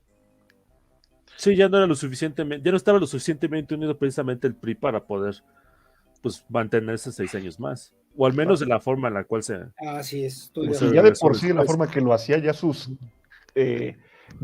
cifras como ganador ya distaban bastante de cuando era su apogeo. O sea, ya y creo que ahorita alguien va a hablar de eso, agréguenle la bronca económica. A eso va a hablar Joaquín. La bronca económica.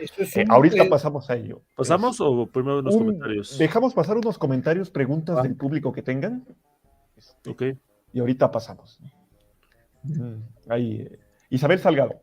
Liberalismo social, inteligencia militar, virginal prostituta. ¿No serían ejemplos de oxímoron? Buen punto, está bien, está bueno. Antes de leer el comentario, aquí como seres humanos yo añado que todo es posible. Podemos generar oxímorones de cualquier parte. Bien, retomando, Imperio Tigre. Equipo de HC, miren cómo les ven. Ya se dieron cuenta de que están hablando de ellos. Un mundo nos vigila. Un mundo nos vigila. Dar Carlos, siendo sinceros, ¿el plan de dejar a alguien que deje las bases para la reelección tenía futuro? ¿Cómo lo ven? Yo creo que era un plan demasiado arriesgado. Pues sí, yo creo que sí, O sea, yo creo que era una jugada hábil, audaz de Salinas, y si hubiera salido lo podían haber hecho. ¿Quién sabe si Colosio... Eso, miren, Echeverría, Miguel Alemán, trataron de reelegirse, buscaron la manera de reelegirse y no tuvieron el apoyo. ¿Quién sabe si Colosio, ya sentado en la silla, hubiera seguido siendo tan leal con Salinas? A lo mejor hubiera dicho, te vas a la goma. Le hubiera picado un Cárdenas. Pero yo creo que el plan sí iba por ahí. Sí, yo creo que el plan iba por ahí, pero igual era una jugada muy arriesgada, o sea, que realmente... Por eso se lo echaron. Por eso se lo echaron. O sea, si nos vamos a los ejemplos anteriores, que el de Porfirio Díaz con Manuel González, o sea, le salió de pura chiripada Porfirio Díaz, porque al final terminaron peleados los dos, con tanto Manuel González como Porfirio Díaz. Efectivo. Y también lo de Plutarco Elías Calles y Álvaro Obregón. También igual. O sea, yo creo que si no fuera sido por la guerra cristera, Álvaro Obregón no regresaba. Puede ser, pero yo creo que su plan fue bien planeado. Se dedicó Plutarco Elías Calles a atenderle la cama para que él se pudiera reelegir y hubiera sido el mismo plan de Porfirio Díaz. Bueno, el hubiera ya sabemos que no se vale, ¿no?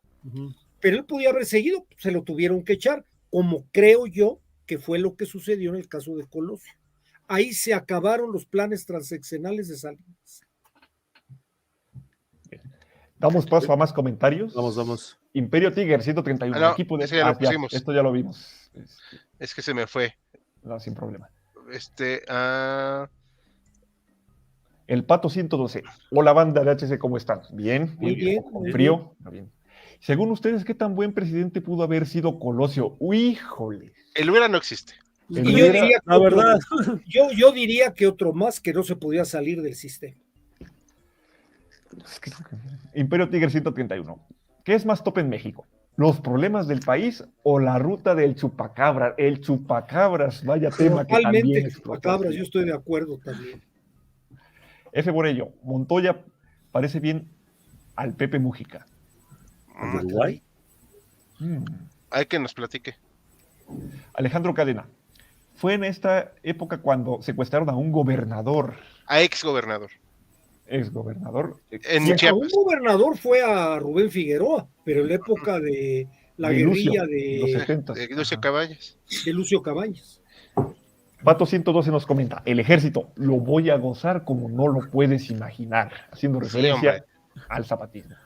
Bien, Isabel Salgado, en Argentina llegó a ser conocido como subcomandante Marcos, pero solo de nombre, ni se supo qué pasó más, que había guerrillas en Chiapas. Ni se sabía si era al norte, sur o una isla. No existe Chiapas. Amigos de Chiapas. Imperio Tigre 131, 2 pistolas de agua y una granada. Pregunta, ¿tenía seguro la granada? A ver, Hal, ¿qué dices a eso? Yo creo que honestamente ni siquiera tenían eso. O sea, porque haz de cuenta que llegaron y les pusieron el cafecito y, oye, ¿y las armas? Así de plano. De los últimos comentarios para darle la palabra a Joaquín. Imperio Tigre 131. Hal, si tuvieras la oportunidad de tumbar de una patada una caja de naipes de tu enemigo, ¿no lo harías? Claro, sí. Pues. Dar Carlos, me cuesta creer que atacaron al ejército con arco y flecha. Si es cierto, el soldado no traía una motivación como ninguna, o antes de salir se aspiró 2 de azúcar para el miedo. Sí. El Pato 112, Lucio Cabañas fue muy popular en mi pueblo. Ah, eres de Guerrero, el Pato 112. Ah, ok, saludos. Carlos Fran Martínez, he escuchado mucho que el presidente de México en ese entonces ordenó el asesinato de Colosio, lo que comentábamos de que está en la memoria popular. Es precisamente lo que ha quedado. Sí. Ya. Imperio Tigre, y damos paso a Joaquín. Hablando del levantamiento, ¿qué reacción tuvo don Estados Unidos al ver que a su lado se estaba desatando una pequeña guerra civil, si así lo podemos llamar? Yo creo, y ahorita les doy la palabra a los otros, que les importó un nabo.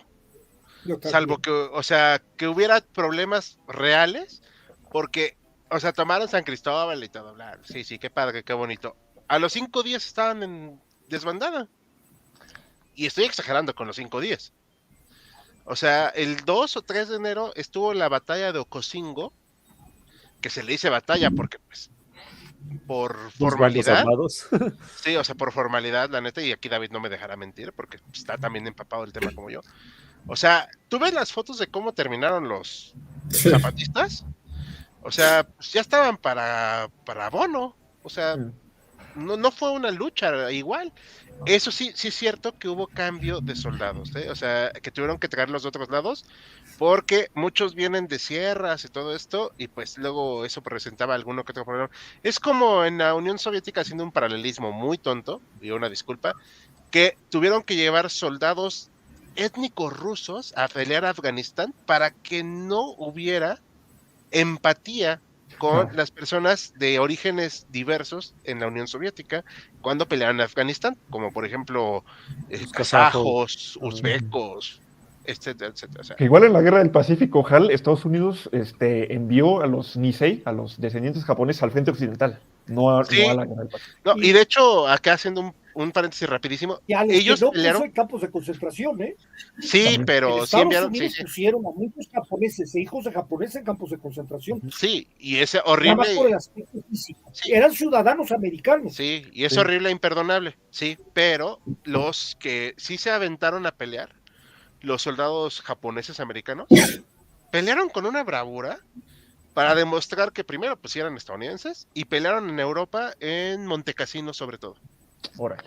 O sea, sí hubo eso, pero bueno, vamos ahora sí ya terminamos, como dices. Damos paso a Joaquín que nos explique el golpe económico. Sí, pues precisamente adelantándome un poquito, esa pregunta de qué tanto les preocupó a Estados Unidos la rebelión zapatista, bueno, fue nada comparado con lo que fue la crisis de finales de 1994, que pues terminó explotando buena parte de la economía nacional y cosas que venían pues desde atrás. En este punto de la historia, pues nos empezamos a preguntar, ¿no? Pues qué realmente fue lo que causó la crisis. Hay muchísimos intentos de explicar qué fue lo que pasó. Hay que entender algunas de las particularidades de que tiene la economía y voy a ser un poquito lo más sencillo posible para pues, evitar sacar palabrotas económicas o terminajos incomprensibles. Hay que tener en cuenta que, aunque se habla mucho de que el neoliberalismo habla de eso, de que reducir el gasto, hacer más chico el Estado, etcétera, lo cierto es que durante el gobierno de Salinas aumentó el gasto público. Y también aumentó esto que se llama el otorgamiento de créditos a las empresas y a toda gente que quisiera emplear una empresa. Lo cual eso causó que creciera mucho la economía en el gobierno de Salinas. Si durante el gobierno anterior, el gobierno de la Madrid, pues fue la época de la debacle, pues casi absoluta, donde apenas, no, porque crecimos más o menos 0.1% de la economía nacional. Durante el gobierno de Salinas, pues la economía estuvo creciendo en su mayor tiempo, pues, más o menos entre el 3-4% anual, lo cual era un récord pues muy importante, sobre todo tomando en cuenta de dónde se venía. Pero bueno, esto en buena parte se dio, sí, en parte por las privatizaciones, pero también en parte por todo este gasto público y por todo el crédito que se empezó a dar en esta época.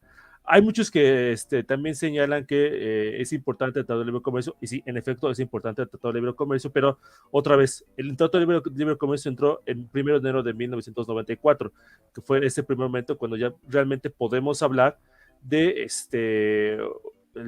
¿cómo decirlo? Pues ya un ingreso ya formal de México pues, al concierto internacional. También hay que tomar en cuenta que, bueno, espero no ser demasiado técnico, que no es lo mismo, por ejemplo, decir devaluación que depreciación, y eso tiene que ver mucho con el régimen de cambio que tiene un país. O sea, una de ellas es de que el gobierno pone, dice, esto va a valer el peso en comparación al dólar. Y la otra forma, la depreciación o la apreciación, es cuando se deja un poco a libre mercado que cambie el valor de una moneda, que es lo que tenemos ahorita. En ese momento existía una especie como de punto intermedio, o sea, ni era realmente un régimen de cambio libre, pero tampoco era un régimen de cambio fijo por el gobierno, lo cual también pues, causó muchísimos problemas en esa situación. Aparte, pues estaba, como se preveía que México iba a llegar a tener una gran bonanza en el futuro por todas las reformas que estaba haciendo Salinas y por todo el libre comercio al que se iba a ingresar, pues el gobierno de México se dio con la cuchara grande y empezó a comprar pues muchos bonos de deuda, los famosos tesobonos, que pues empezaron a ingresar pues, en todo el sistema financiero pues, nacional. Eran pues estos bonos en los cuales en parte que estaban sustentados por el gobierno, pero que pues prácticamente toda la economía y principalmente los bancos, que como ya vimos anteriormente, pues no habían sido adquiridos por precisamente las personas más inteligentes del mundo, pues estaban llenos precisamente de todos esos bonos que pues, se creía que iban a ser pues, buenos para el futuro.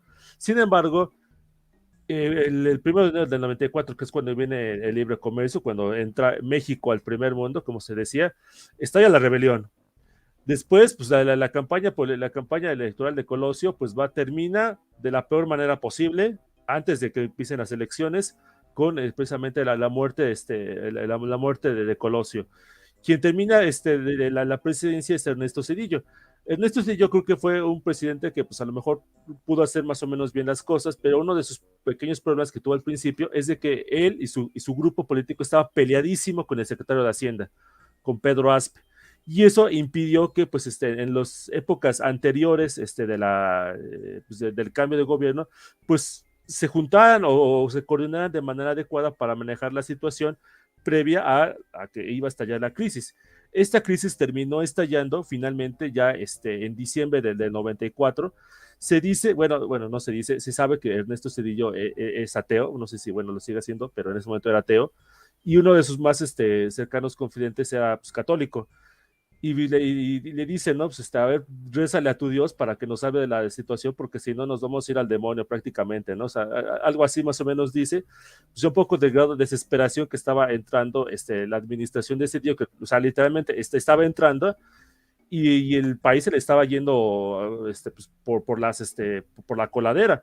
Pues todos esos bonos, la gente que había empezado a adquirir préstamos, pues se vio literalmente que su dinero o su deuda se iba por los cielos.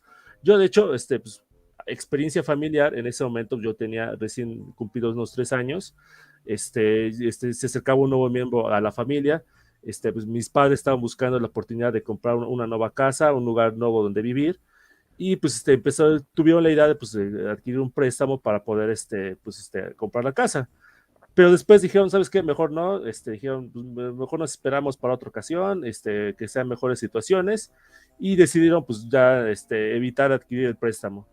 Semanas después, 19 de diciembre, estalla el famoso error de diciembre y todos los préstamos que la gente había adquirido se van para el cielo.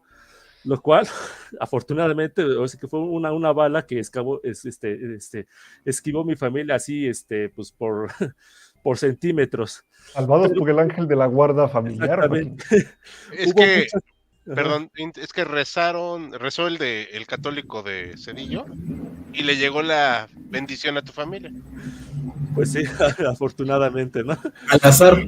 Al azar, sí, porque pues hubo muchísima gente pues que no tuvo la misma suerte, y pues hubo mucha gente que terminó arruinada, y también pues muchas empresas que se habían ido construyendo en esa época pues, se dieron cuenta que no tenían las finanzas necesarias para poder pues sostener a toda la plantilla que tenían, para pues, poder sostener sus propias fábricas. Las fábricas empezaron a cerrar, empezó a haber un desempleo muy importante, y de hecho si vemos más o menos cómo va el crecimiento de los últimos años de la época de Salinas, pues podemos ver de que con Zedillo, o sea, literalmente es una caída hacia abajo. O sea, más o menos el PIB que había conseguido Salinas en 1992 era el mismo que tenía Zedillo en 1995. O sea, había bajado. Aquí tengo más o menos la cifra. El PIB en 1994 era de 527 mil millones de dólares en el 94. Al año siguiente estaba en 360 millones. O sea, perdimos básicamente una quinta parte del PIB en ese momento. Ya después, con el pasar de los años, ya de hecho Zedillo logró recuperar la economía, bueno, el gobierno de Zedillo logró recuperar la economía nacional, pero pues como se pueden imaginar, la primera caída fue una caída muy dura, y al que le cayó la mayor parte de la culpa en ese momento, pues obviamente a Salinas, porque ciertamente muchos de los errores que se cometieron en esa época, aunque se puede, Zedillo, bueno, el gobierno de Zedillo no está libre de culpa. Lo cierto es que pues buena parte de esa culpa vino de Carlos Salinas de Gortari. De hecho, él como que intentando esquivar un poco la culpa, fue el que popularizó esa frase del horror de diciembre, como que dando a entender, o como que quisiendo pues dar meter en el subconsciente mexicano de que pues pues el error había sido en diciembre, o sea, le había tocado a Zedillo. No funcionó. Es ahí, perdón, ahorita le doy David, sí, mejor, ahorita que el truco, el intento de truco subliminal no funcionó. O sea, Salinas se convirtió en la persona más odiada del país. O sea, un año antes era prácticamente un héroe nacional, pero para este momento era pues prácticamente la persona más odiada. Casi terminó en el exilio unos meses después de que llegara Zedillo, en parte también por las acusaciones hacia su hermano por el asesinato de Ruiz Massieu. Yo por eso creo que buena parte de por qué la gente considera que Salinas fue responsable de la muerte de Colosio es primero una especie como que de efecto Mandela, como que nos hicimos ver de que Colosio era casi una especie de Martin Luther King combinado con, no sé, Kennedy o algo parecido, ¿no? Un Kennedy, algo así. Pues, era una imagen que, pues, falsa que nos hicimos en esa época, precisamente a partir del homicidio. Y por otro lado teníamos esa imagen de Salinas que pues prácticamente había quebrado la economía nacional, pues encajaba perfectamente, ¿no? O sea, la imagen de el Colosio, esa imagen casi santificada del personaje versus un Salinas que pues prácticamente nos había llevado a la ruina, pues hizo perfectamente que encajara esa imagen del mártir y del supuesto asesino. Hasta le hicieron piñatas, ¿no? A Salinas y máscaras ahí, Bueno, ahorita no sé si los chavos, o sí que los chavos sepan quiénes sea Salinas o les tenga a la memoria. Mira, voy a meter mi cucharota antes de darle la palabra a Ed, perdón. Se replica a través del discurso de sus papás y sus abuelos a quién tienen que odiar. Y ese discurso también viene de algunos grupos políticos actuales. También. Ya. David, listo, querías comentar algo. Sí, nada más una anécdota que viene a mi mente de justamente, no sé, hace 10, 15 años tal vez, escuché en un documental, no estoy seguro que fue un documental, que hablaba de esta parte del error de diciembre. Se me viene esa frase que decía, ustedes, refiriéndose al gobierno de Salinas, nos dejaron la economía con pincitas. Y le responden los salinistas, sí, pero ustedes se las quitaron. No sé, creo que... Sí, es un chiste, ¿no? Que como que intentaban los salinistas otra vez como que quitarse la culpa de lo que había pasado, pero pues esos pincitas no iban a aguantar pues toda la crisis que venía desde el 94, o sea. Es el reflejo del conflicto que ya se estaba dando dentro de la propia familia, dentro de la propia élite gobernante, sin lugar a dudas.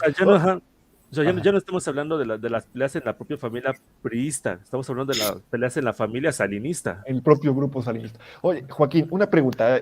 El FOBAPROA, en cómo entra aquí el Fobaproa. Es que precisamente esto ocasionó que pues, prácticamente todos los bancos del país estaban al punto de quebrar. Eso pues daría para muchas pláticas, pero normalmente no es una buena noticia para un país que los bancos quiebren. Algo parecido así, no exactamente, pero fue lo que pasó en la crisis de 1929. Entonces, de acuerdo a muchas personas, bueno, a ciertas personas, eso pudo, o sea, si no se hubiera rescatado a la banca privada, eso hubiera ocasionado pues una crisis, o sea, tamaño 1929, algo que no queríamos experimentar y que pues, afortunadamente experimentamos. Ahora también existe la razón de que pues no es buena idea pues, andar siempre rescatando empresas públicas. O sea, de hecho, creo que pues, a lo mejor nada más los proteccionistas o los mercantilistas hablan de la necesidad de rescatar empresas públicas. Son pocas los economistas que hablan a favor de eso. Pero los bancos como que tienen esa especie de como que de seguro de que deben ser rescatados. Ahora, hay que hacer una apreciación que lo que se hizo en el 94-95 fue el rescate bancario. Ya después que se adquirió dinero porque Estados Unidos aportó buena parte de ese dinero para rescatar a la banca. Años después, si no me recuerdo, fue en el 98, fue ya cuando se institucionalizó a través del Fobaproa esa adquisición, o bueno, no es más que adquisición, fue como que el gobierno respaldó precisamente lo que es la deuda que se había adquirido precisamente por todo el rescate bancario. Hay también, es que si empiezo a decir cifras, pues como que realmente pues o sea, no les van a decir nada, ¿no? Si yo les digo 50 millones de dólares, pues va a ser lo mismo que les diga 5 billones de dólares, o sea, realmente la gente no va a entender pues, sí, cuál es la magnitud del dinero, porque existe esa cifra, ¿no? De que eso es una deuda que nos dejaron que van a pagar hasta, incluso tardar 100 años en pagar esa deuda. Los chosnos. Exactamente, ¿no? Pero también hay que hacer una declaración. Los gobiernos, todos los gobiernos del mundo, no solamente el de México, siempre andan adquiriendo deuda continuamente y deuda que no van a pagar ellos, deuda que van a pagar pues, incluso hasta generaciones posteriores. O sea, esa es una práctica común, una práctica que a mí la verdad no me gusta mucho, pero pues eso es lo que hacen pues, los gobiernos. Más o menos el porcentaje ahorita que tiene la deuda pública de lo que paga el gobierno, que no todo es Fobaproa, porque, o sea, como les digo, se ha ido adquiriendo deuda pues, de muchísimas otras cuestiones, está más o menos en el 10-12%. Que no es todo Fobaproa. Ahorita, la verdad, no sé exactamente cuánto es exactamente qué es lo que paga directamente el Fobaproa. Creo que es menos del 1% de lo que se paga por el Fobaproa, pero ahí sí les estaría engañando, ¿no? O sea, creo que la situación, que más que nada de qué es lo que pagamos los mexicanos por la deuda del Fobaproa, es si es ético o no, o qué medidas es adecuada pues, tomar en cuenta cuando quiebra un banco. De hecho, algo parecido pasó en Estados Unidos, cuando se dio la crisis de Lehman Brothers en 2008.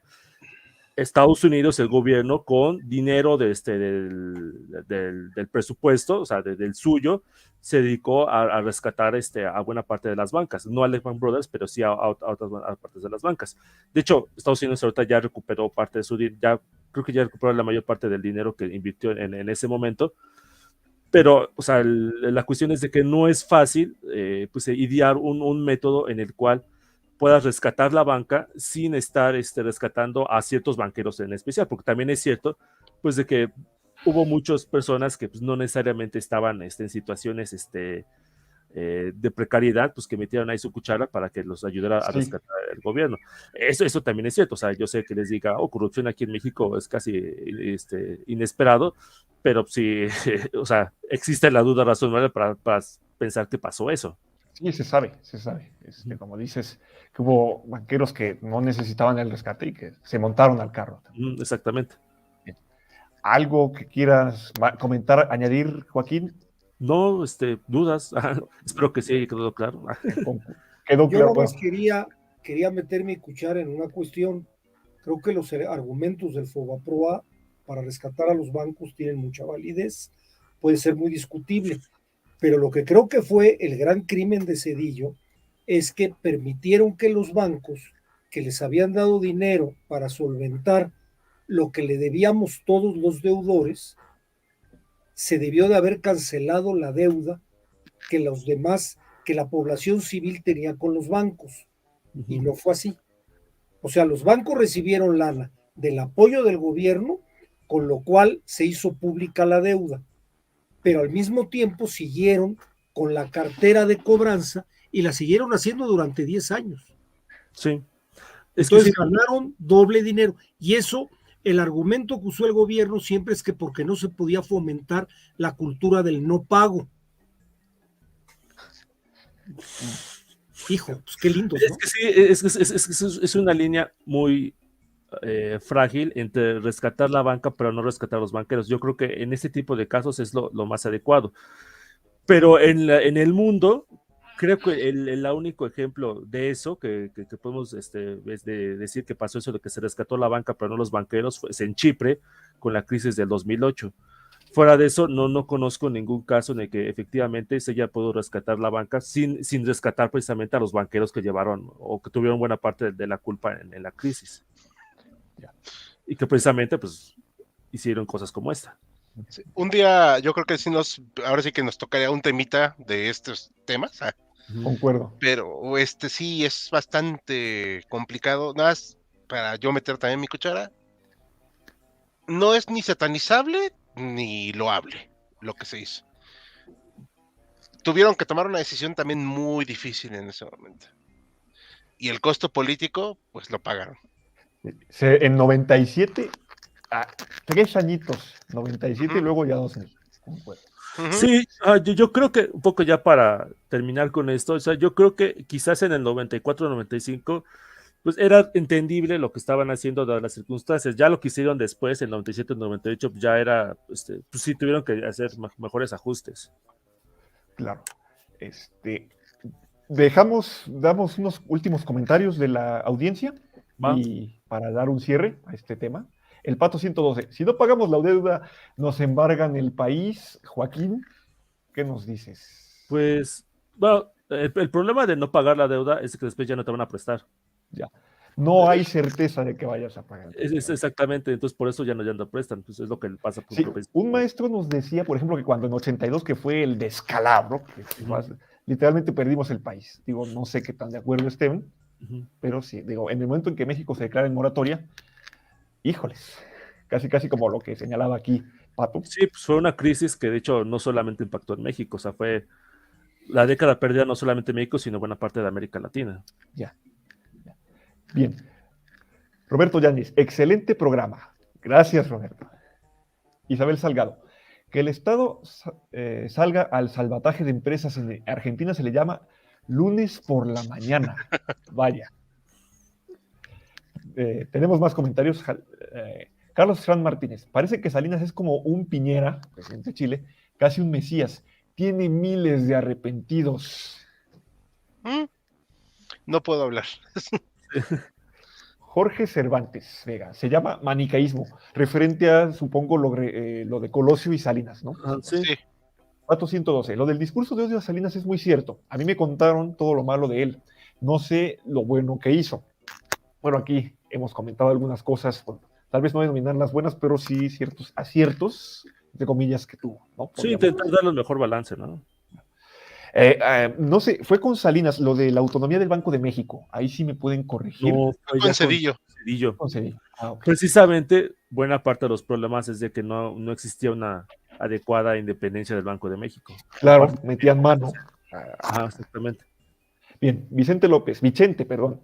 Un año bastante complicado para México. Levantamiento armado en Chiapas por el ZLN, el asesinato de un candidato, elecciones muy reñidas y una devaluación económica terrible. Ciertamente. Tadeo Urbina, ¿de qué me perdí? Y lo vas a tener que ver en diferido, Tadeo. Vimos que no vimos. Social, económico, hasta intriga, por ahí. Imperio Tiger, ¿qué nos comenta? No es del tema, pero ayer pasó un dron de Estados Unidos por mi casa y hoy hay muchos militares de diferentes ramas. Creo que estoy en peligro. Bueno. Cuidado. Ya, se acabaron. Se acabaron. Bien, algo que gusten comentar sobre este tema que nos dio para hablar bastante. Bastante. Con Pues nada, tertulios creo que es muy buen estimados, tema y hay mucha tela todavía donde cortar. sin lugar a dudas. Sí, la verdad es que es un tema que siempre había querido hablar y pues sí, estuvo muy, muy divertido al menos. Pues igual, que fue un muy buen tema y pocos años tal vez dan recientes, dan para hablar literalmente sobre ese año y no solo sobre un evento, no sé, como el 85, que nos vamos directamente al terremoto. Aquí sí, se puede escarbar por muchas aristas el año completo.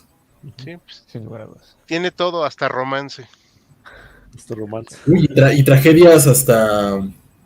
híjole, ojalá no se enojen, telenovescas, con también la muerte de la señora de Colosio, que tenía cáncer y estaba detectada en esa época. Ah, y Ruiz Massieu había sido cuñado de Salinas. Es el papá de Claudia Ruiz Massieu, Ajá. la que es ahora senadora por el PRI, que fue secretaria de Relaciones Exteriores. Un último comentario, Carlos Cherán Martínez. Gracias, amigos de HC Historia Contemporánea. Siempre que puedo lo sigo. Muchas gracias, Carlos. Bienvenida a la audiencia que nos acompañó el día de hoy. ¿Algo más que gusten añadir, colegas? Bien. Cerramos por hoy, en este jueves. Les damos las gracias a los contertulios por habernos expuesto una probada de este tema y a la audiencia, naturalmente. Los invitamos a subrayo a visitar este directo y los otros anteriores, comentar, si pueden incluso comentar ahí algunas experiencias que hayan tenido sus familiares, ya sea con el asunto de Colosio, el asunto de la crisis económica del 94, algún testimonio si nos quieren compartir, y darle al pulgar arriba y seguirnos en todas las redes sociales. Les damos una muy buena noche y nos despedimos. Buenas noches a